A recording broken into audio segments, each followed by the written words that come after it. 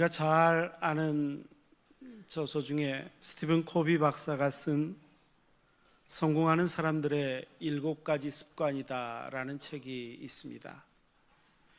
이 책에 보면 이 스티븐 코비 박사가 어떤 사람들이 성공을 하는가 이거를 주의 깊게 연구를 한 바가 있습니다. 그러면서 말하기를 성공하는 사람은 그 사람이 가진 조건 때문에 성공을 하는 게 아니더라 이렇게 이야기합니다. 그 사람의 배경 때문에 성공하는 것도 아니고 그 사람이 가진 환경 때문에 그가 가진 지적인 능력 때문에 성공하는 것도 역시 아니라 이야기합니다. 오히려 그 사람만 가지고 있는 아주 독특한 성품이 있고 그 사람만 가지고 있는 습관적인 삶의 태도가 있는데 그것이 그 사람의 성공 여부를 결정짓더라 이렇게 이야기합니다. 많은 사람들은 성공하기 위해서 필요한 것들이 있다고 이야기합니다. 좀 환경도 좋고 내 뒤를 봐줄 만한 아주 튼튼한 동아줄 같은 그런 사람이 있으면 좋을 것 같고 하다못해 이도 저도 아니면 줄이라도 잘 서거나 아니면 태어날 때 입에 금수저라도 하나 물고 태어나거나 좀 이래야 사람이 성공하는 게 아닌가 생각할 수도 있지만 저자는 사회학적으로 연구해 보니까 결론은 성품이고 결론은 그 사람의 삶을 대하는 태도다 이렇게 주장합니다. 그 사람이 주변의 사람과 환경을 대하는 태도와 자신에게 얽혀 있었고 닥쳐온 일이 있는데 이것을 극복해 나려고 하는 자세, 태도, 성품 이것이 좌우하더라는 것입니다. 한마디로 이야기하면 자기가 자기 삶을 주도하는 자기의 주도성에 관한 이야기라고 합니다. 다른 사람이나 환경을 탓하지 않고 자기가 책임을 집니다. 이런 주도적인 체질과 습관을 가지면 인생을 보는 시각이 달라집니다. 그리고 삶을 대하는 마음 자세도 달라지고 결국 살아가는 삶의 영역이 폭 넓게 그렇게 이루어지더라는 것입니다. 결국 사람이 판단합니다. 자기의 여건을 바라보면서 불평하고 원망할 수도 있습니다. 하지만 긍정적으로 받아들이고 더 나은 길을 어떻게 하면 찾을 수 있을 것인가 이것을 위해서 노력하고 모색하다 보면 똑같은 환경인데도 결과가 달라질 수 있다는 것입니다. 항상 남을 탓하고 항상 먼저 다른 것을 탓하고 환경만 생각하고 이런 사람들에게 어떠한 발전이나 그들이 누릴 수 있는 어떤 행복도 실은 기대할 수 없다는 것입니다. 이런 사람은 설령 문제가 해결되더라도 과연 그런 사람이 감사할 것인가? 감사하지 않을 것이라는 말씀이죠. 결국 불평도 그렇고 감사도 그렇고 다 자기 자신의 삶의 습관하고 연결이 되더라는 것이죠. 그러면 사람들이 왜 불평이 생기고 왜 원망이 생길까요? 가장 큰 이유는 무엇이겠습니까? 여러 가지 이유를 찾을 수 있겠지만 중요한 것 중에 하나가 다른 사람과 다른 것과 비교할 때 원망이 생기더라는 겁니다. 비교 말입니다. 다른 사람과 나를 비교합니다. 그리고 나서 내가 그런 마음을 갖습니다. 제가 있잖아요. 옛날에 왕년에 과거에 나하고도 비교하다가 지금 내 자신이 불만이 생기기도 합니다. 과거의 나와 비교도 합니다. 많은 경우는 자본주의 사회에서 그럴까요? 내가 가지고 있는 것과 가지지 못한 것, 다른 사람이 가지고 있는 것과 그가 가지고 싶어 하는 것, 이런 것들을 비교하다 보면 또 불평과 불만이 생기고 결국 감사도 사라져버리는 그런 결과를 갖게 됩니다. 이런 마음을 가지지 못한 사람들은 자기의 환경이 조금 개선된다 할지라도 결국 감사하지 않을 것, 만족하지 않을 것, 그럴 것이라는 것입니다. 아무리 먹을 것이 풍부하고 쓸 것이 넘쳐나더라도 모든 것들을 다 상대적으로 나는 이런데 다른 사람은 이렇게 비교하기 시작하면 감사는 사라져버리고 맙니다. 실제로 우리 삶의 현실에서 많은 것을 가지고 있는데 만족할지 모르고 불평과 원망으로 살아가는 사람이 있는가 하면, 작은 것 하나라도 주어진 것에 감사하고 만족하고 그렇게 살아가는 사람들을 우리 삶의 형편에서 종종 발견되게 됩니다. 그러면 이 두 사이에는 어떤 차이점이 있기 때문에 이 일이 가능하겠습니까? 그것은 그 사람이 무엇을 믿고 있는가, 무엇을 의지하고 있는가, 믿음의 차이이고, 그 사람은 소망을 어디에 두고 있는가, 여기에 그 차이가 있다는 것입니다.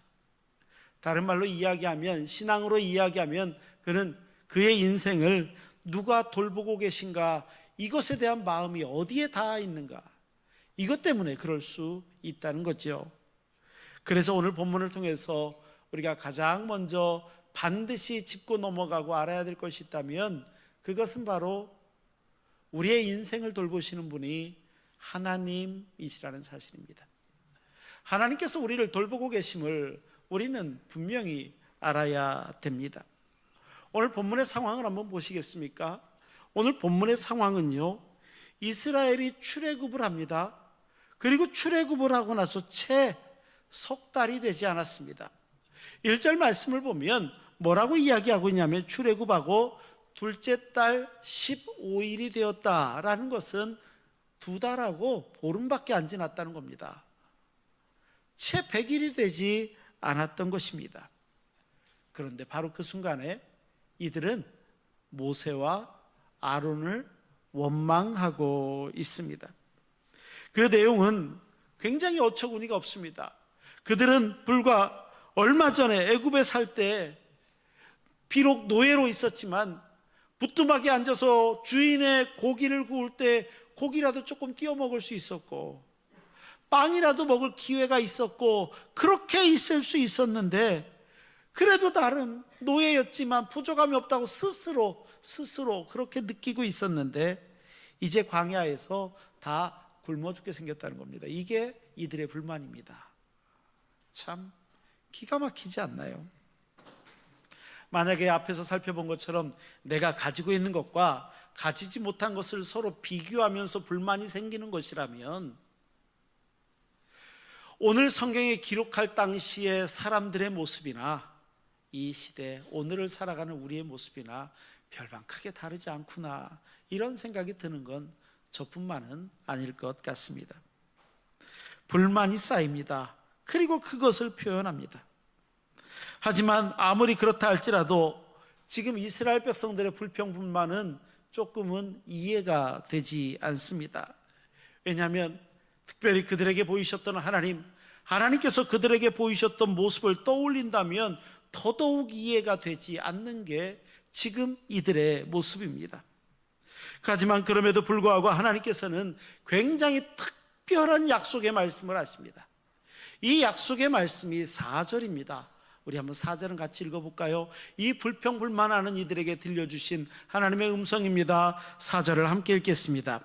그때 여호와께서 모세에게 이르시되, 보라, 내가 너희를 위하여 하늘에서 양식을 비같이 내리리니 백성이 나가서 일용할 것을 날마다 거둘 것이라. 이같이 하여 그들이 내 율법을 준행하나 아니하나 내가 시험하리라. 아멘. 얼마나 귀한 말씀입니까? 너무 귀한 말씀입니다마는 하나님이 이 정도까지 말씀하실 필요가 있었을까? 이런 생각이 드는 게 솔직한 우리 마음 한편 아닙니까? 왜냐하면 지금 이스라엘 백성들이 서 있는 그 시간적인 위치는 불과 얼마 전입니다. 불과 100일도 안 됐습니다. 75일밖에 안 됐습니다.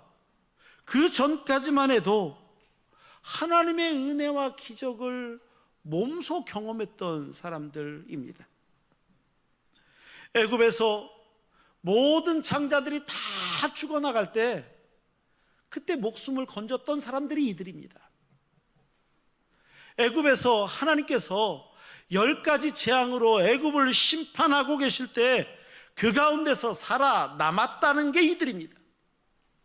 지금 이들이 광야 가운데 서 있다는 것은 다른 말로 이야기하면 그들은 홍해 바다를 마른 땅으로 걸어서 건넜다는 뜻입니다. 그런데 그들이 하나님의 살아계심과 기적을 몸으로 경험했던 그들이 지금 입에서는 먹을 게 없다고 불평하는 겁니다. 불만을 내세우는 겁니다. 모세와 아론을 원망하는 것입니다.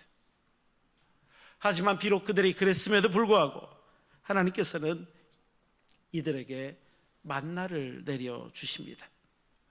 이 만나는 하나님께서 그들에게 입히시기로 먹이시기로 작정했던 하늘로부터 내려오는 일용할 양식으로서의 은혜의 만나입니다. 그리고 그 작정하셨던 것을 말씀하십니다.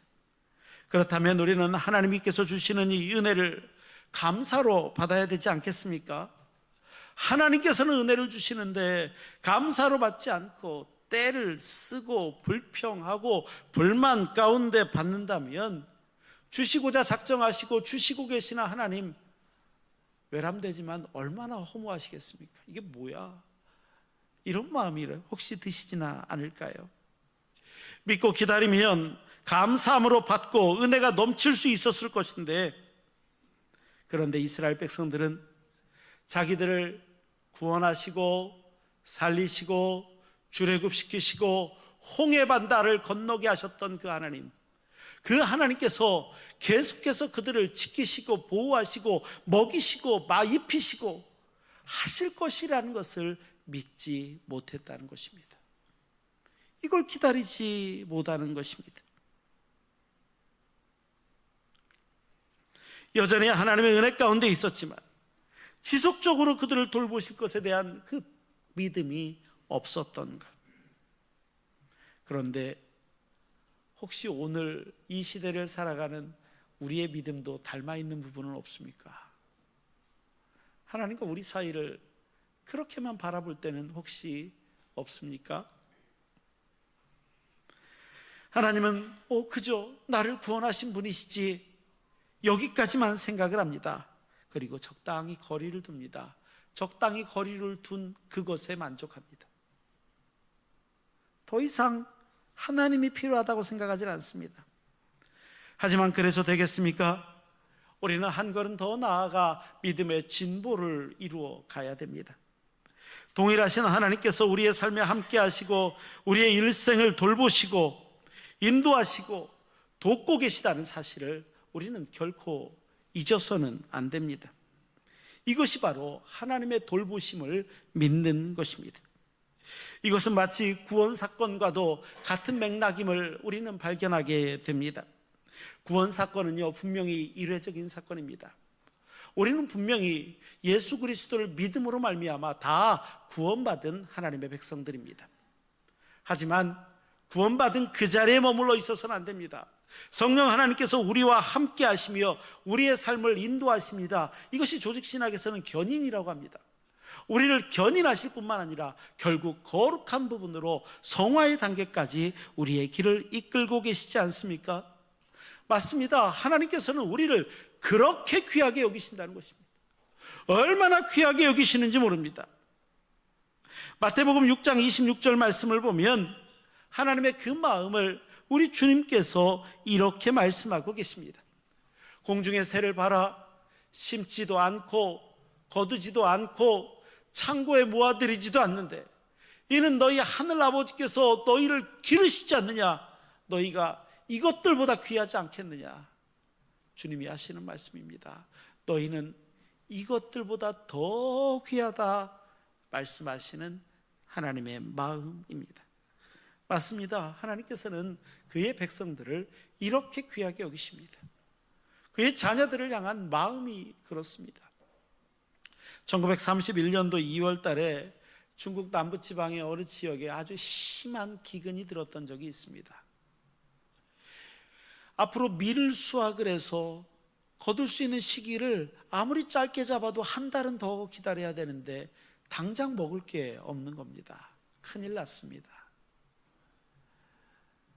이곳에 선교사님이 계셨는데 선교사님에 의해서 복음을 조금 먼저 받아들였던 일부 그리스도인들이 어느 날 선교사님을 찾아옵니다. 선교사님, 지금 먹을 게 아무것도 없습니다. 먹을 것을 좀 나눠주십시오. 근데 당장 선교사님도 먹을 게 없는 겁니다. 그러니까 그들을 앞에 놓고 선교사님이 이야기합니다. 하나님께서는 우리를 기르시고 도우시고 우리의 기도를 들으시는데 우리 다 같이 하나님 앞에 같이 기도합시다. 그리고 일부 사람들, 그리스도인들이 모여서 선교사님과 함께 기도회를 갖기 시작했습니다. 계속해서 기도합니다. 첫째 날 열심히 기도합니다. 둘째 날이 지나고 셋째 날이 지납니다. 그리고 넷째 날 기도회를 하고 있는데 갑자기 북쪽으로부터 검은 구름이 몰려와 비를 쏟아붓기 시작했습니다. 그런데 나중에 보니까 비가 아니더라는 거예요. 아주 작고 검은 씨앗이 이 동네에 쌓여 있게 되었습니다. 나중에 이 씨앗이 얼마나 많이 쌓였는지 삽으로 떠내지 않으면 안 될 정도로 쌓이게 될 정도였습니다. 나중에 보니까 이 씨는 먹을 수 있는 식량이었습니다. 그리고 더 나중에 알게 된 건데 요즘 중국의 자연재해를 가끔 뉴스를 통해서 보니까 그럴 수도 있겠다라는 생각이 들 정도인데 몽골에서 발행했던 아주 거대한 바람에 의해서 한 지역의 씨앗들이 저장되어졌던 창고가 강타돼서 이 씨앗들이 날라오긴데 5,000마일 이상을 날라왔다. 그리고 쏟아부은 곳이 그 기도회를 갖고 있는 그 마을에 쏟아졌다는 겁니다. 그것을 가지고 한 달 이상을 먹고 나중에 추수를 했다. 그리고 밀을 수확해서 먹을 수 있게 되었다. 그 지역 사람들의 간증이고 선교사님들의 기록입니다. 하나님께서 그렇게 먹이시더라는 것입니다. 맞습니다. 하나님께서는 당신의 자녀들을 줄이게 하지 않으셨다는 것입니다. 아무 소망이 없다고 생각되는 순간이 있을 수도 있습니다. 하지만 간절히 구하고 아뢰일 때에 도우시는 하나님께서 후히 주신 사실입니다. 오늘 이 시대를 일컬어서 참으로 어려운 시대다 이렇게들 말하는 분들이 있습니다. 경제적으로 참으로 어렵다 말씀하기도 합니다. 사회적으로도 참 어렵고 정치적으로는 앞이 보이는 게 없다 이렇게 진단하시는 분들도 있습니다. 하지만 그럼에도 불구하고 하나님께서는 우리의 형편이 어려운 그 순간에도 늘 지키셨고 보호하셨음을 우리는 역사를 통해서 이미 경험했습니다. 일제의 그 압박 가운데서도 하나님께서는 우리 민족을 구원해 내셨습니다. 한국전쟁의 그 끔찍하고 어려운 상황 가운데서도 우리의 생명을 보존하신 분이 하나님이십니다. 대한민국이 근대화가 되고 산업화가 되고 민주화가 되어지는 여러 과정, 얼마나 어려운 순간순간들이 많았습니까? 하지만 이런 어려움들도 이겨낼 수 있게 하셨습니다. IMF는 물론입니다. 전 세계적인 질병으로 말미암아 많은 사람들이 건강의 고통을 받는 그 순간도 이겨내었습니다. 맞습니다. 바로 그 하나님께서 오늘 하나님의 자녀된 우리의 일생도 지키실 줄 믿습니다. 이 하나님의 은혜 말입니다. 하나님이 우리를 도우십니다. 참된 양식으로 우리를 먹이십니다. 우리를 돌보아 주십니다. 이 은혜가 오늘 예배하는 우리 신흥의 권속들 가운데 날마다 함께 하시기를 간절히 바랍니다. 두 번째로는 그럼 이 참된 양식이 무엇이겠냐는 거예요. 바로 하나님의 말씀에 순종하는 데서 찾아야 됩니다. 이때 하나님 앞에 모세와 아론 앞에 불평불망했던 20세 이상의 사람들이 혹시 어떻게 됐는지 아십니까? 놀랍게도요, 그들은 광야에서 다 멸망했습니다. 그런데요, 그들이 광야에서 멸망했다는 성경의 기록을 가만히 보면 그들이 멸망한 이유가 배고파서, 목말라서, 옷을 제대로 입지 못해서 이게 아니라는 것입니다. 이것 때문에 멸망한 게 아닙니다. 성경의 진단은 그들의 멸망은 하나님 말씀에 대한 불순종이었고 하나님에 대한 불신이었습니다. 비신앙적인 그 모습이 결국 그들의 생명을 그저 광야에서 적과 꿀이르는 가나안 땅에 들어가 보지도 못하고 죽어가는 모습으로 기록하고 있습니다. 그렇다면 사람들은 왜 하나님 앞에 그들이 있었음에도 환경을 탓하고 자기 삶에 만족 못하고 서로가 서로를 원망만 하고 이랬던 것일까요? 한마디로 이야기하면 하나님에 대한 불신앙 아니겠습니까? 하나님 앞에 있다고 생각하면 어디 감히 그럴 수 있습니까? 그걸 믿지 못하는 것입니다. 하나님께서는 그의 자녀들이 아무리 암담하고 소망이 없는 이런 환경 가운데 있어 보인다 할지라도 이스라엘 백성을 살리셨던 것처럼 그의 자녀들을 살리시고 계시는 하나님의 은혜가 분명히 있습니다. 그의 자녀들을 구원하십니다. 중요한 것은 이런 하나님을 신뢰하는 것이고 이 하나님을 믿는 믿음이고 신앙입니다. 하나님께서는 그의 백성들을 먹이시고 입히십니다. 그래서 그 하나님의 말씀에 귀를 기울이는 것이고 말씀이 들려오면 그 뜻대로 살아야 됩니다. 이것이 잘못되면 선지자들은 계속 지적을 합니다. 그게 아니라는 것입니다. 아모스 선지자도 역시 동일한 말을 합니다. 아모스서 8장 11절 말씀은 이렇게 말씀하죠. 주 여호와의 말씀이니라. 보라, 날이 이르리라. 내가 기근을 땅에 보낼 것인데 양식이 없어서 주림이 아니고 물이 없어서 가람도 아니고 여호와의 말씀을 듣지 못한 기갈이다 말씀합니다. 하나님의 말씀을 듣지 못한 그 기갈, 참된 양식을 먹지 못해서 얻게 되는 그 허전함과 배고픔, 바로 그것 때문이라는 것입니다. 우리 주님도 동일한 말씀, 같은 의미의 말씀을 마태복음에서 이렇게 말씀하시죠. 사람이 떡으로만 사는 것이 아니다.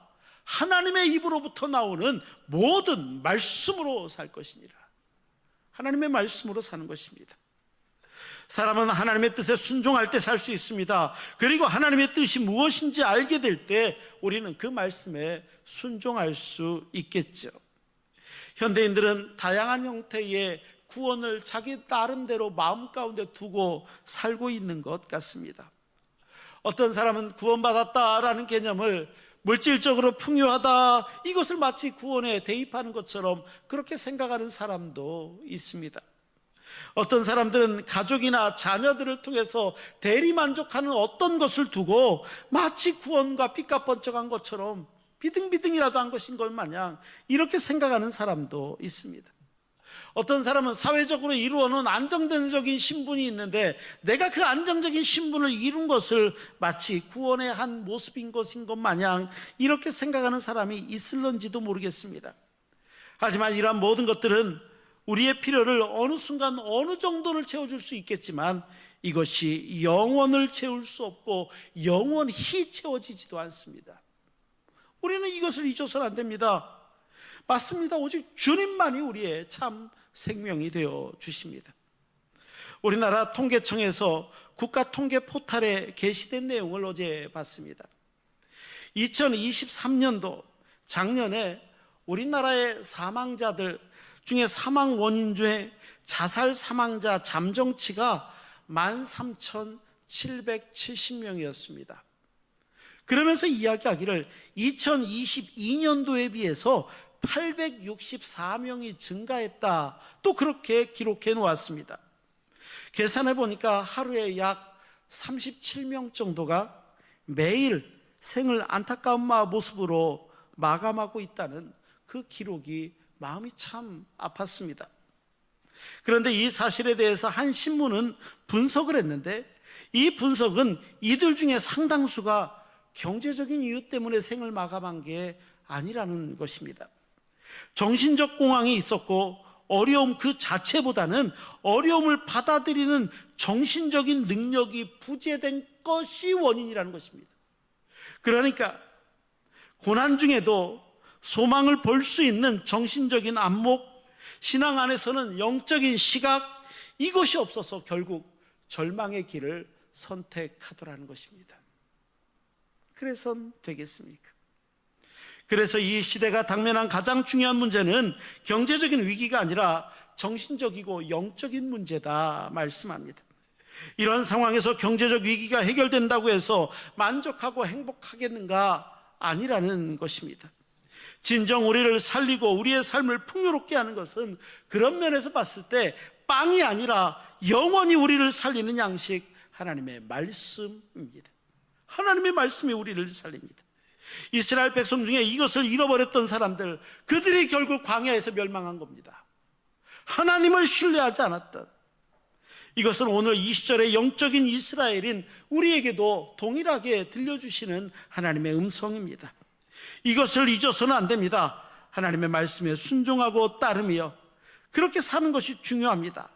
이 은혜를 순종함으로 믿음으로 받아들이는 우리 신흥의 성도들이 되시기를 간절히 바랍니다. 마지막으로 생명의 양식 되신 이 주님과 더불어 사는 것, 이것이 영생의 기름을 잊어서는 안 됩니다. 마태복음 6장 11절, 우리가 늘 암기하는 주기도문 중에 한 절입니다. 6장 11절은 이렇게 기록하고 있습니다. 오늘 우리에게 일용할 양식을 주시옵고입니다. 예전에 어렸을 때는 이거 가지고 우스갯소리로 아이, 하나님이 왜 일용할 양식, 그러지 말고 쓰고 넘칠 양식을 주시옵고 이렇게 가르쳐줬으면 진짜 좋았겠다, 웃으면서 생각해 본 적도 있습니다. 그런데 주님이 정작 가르쳐 주신 것은 일용할 양식이거든요. 왜 일용할 양식이라고 주님은 기도를 가르쳐 주셨을까요? 이 교훈은 내 눈앞에 그냥 그득그득 쌓아놓은, 눈앞에 쌓아놓은 양식이 아니라 주님과 더불어 살아가는 거기에 은혜가 있음을 가르치시기 위한 마음이 아니셨을까 생각이 듭니다.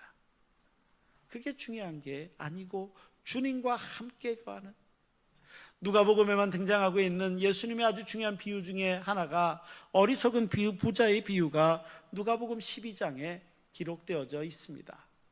어느 날 부자가 농사를 졌는데 굉장히 소출이 많았습니다. 그리고 창고를 크게 져놓고 그 도구에 다 넣어놓고 내 영혼아 이제 먹고 마시고 놀자, 이렇게 이야기하는 장면입니다. 그런데 주님은 비유 가운데 굉장히 중요한 지적을 합니다. 그게 지혜로운 게 아니라는 것입니다. 15절에는 이렇게 말씀합니다. 사람의 생명이 그 소유에 넉넉한 데 있는 게 아니다 라는 주님의 말씀입니다. 이것이 사람의 생명이 소중한 것을 말하는 것이 아니다. 더 나아가 주님께서는 요한복음 6장 35절 말씀을 보면 이렇게 기록하고 있는 것을 보게 됩니다. 나는 생명의 떡이다. 내게 오는 자는 결코 줄이지 아니할 것이고 나를 믿는 자는 영원히 목마르지 않을 것이다 하시는 바로 이 말씀입니다. 주님은 우리에게 양식을 주셨습니다. 그런데 그럴 뿐만 아니라 친히 내가 생명의 떡이다 말씀하십니다. 주님이 생명의 떡입니다. 우리가 기억해야 될 것은 생명의 떡 되신 주님, 우리는 주님 때문에 배부를 수 있어야 되고 생수 되신 주님, 이 주님 때문에 우리는 시원함을 입어야 됩니다. 주님 때문입니다. 주님. 우리 주님이 계시지 않는 삶은 다시 배가 고플 것이고 다시 목마를 것이기 때문이죠. 주님과 동행하는 것이야말로 주의 가르침으로 인해 다시 풍성케 되고 줄이지 않는 유일한 길임을 결코 잊어선 안 됩니다. 우리가 환경 속에서 믿음을 가지고 있다는 것은 이렇듯 은혜고 감사가 됩니다. 내가 믿음을 가진 그 사실이요.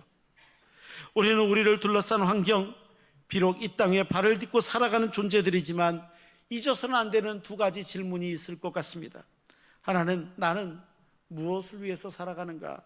나는 누구와 함께 살아가고 있는가? 이 질문 아니겠습니까? 아무리 우리의 삶이 풍요롭다 할지라도 주님이 계시지 않는다면 그것을 참된 부요다 이야기할 수 없습니다. 결국 그것은 생명이 아니라 영원한 죽음과 연결될 것이기 때문입니다. 오늘 본문 4절에는 하나님의 약속을 이렇게 기록하고 있습니다. 제목도 여기에서 나왔습니다. 내가 너희를 위하여 하늘에서 양식을 비같이 내리리니. 이 말씀 그대로 광야에서 이스라엘 백성들에게 만나를 먹이시고 생수를 마시게 하셨습니다. 마찬가지입니다. 영적 이스라엘을 우리 신흥의 권속들에게도 동일한 하나님의 은혜가 임할 줄 믿습니다. 우리는 잊지 말아야 됩니다. 내가 너희를 위하여 하늘에서 양식을 비같이 내리리니. 이 믿음 잃지 마시고 늘 하나님의 은혜를 기대하시며 믿음으로 승리하시고 누리시는 하나님의 자녀들, 오늘 예배한 우리 신흥의 성도들 한 분 한 분 다 되시기를 주의 이름으로 축원합니다. 기도하시겠습니다. 거룩하시고 자비로우신 아버지 하나님, 하늘에서 양식을 너희를 위하여 비같이 내리리니, 오늘 주신 말씀처럼 어떤 환난과 핍박과 어려움 속에서도 주님 믿고 의지하며 믿음으로 승리하는 저희 모두가 되게 하여 주옵소서. 감사합니다. 우리 구주 예수 그리스도의 이름으로 기도하옵나이다. 아멘.